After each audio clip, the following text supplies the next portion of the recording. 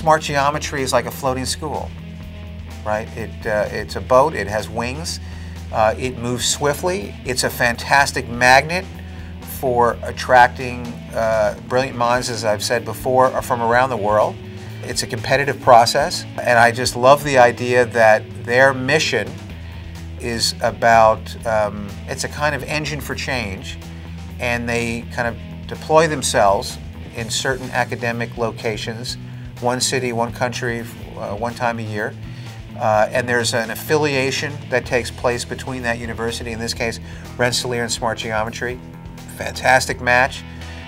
We speak the same language. A lot of the things that Smart Geometry is interested in is actually part of the portfolio of the school. So, you know, there are probably many schools of architecture in the world where Smart Geometry would arrive, and they would have to figure out conceptually how to manage the infusion of this kind of radical technology and experimentation. It's not the case here, and that's why it was such a perfect fit, because we think this way. We actually believe the marriage of art and science is necessary for the 21st century. It should be intrinsically part of the educational curriculum of any school of architecture.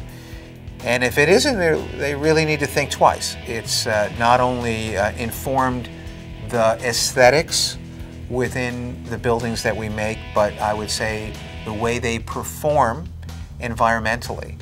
So I mean, we're thrilled to have them as part of the conference. The conference would not have happened if it wasn't for Bentley. I'd like to think that they see this as a total success, but also it works in reverse, that some of the people that participate in the conference might be coming up with new ideas about software that could be more efficient, that could be more opportunistic, that could identify areas of performance that no one has thought about before.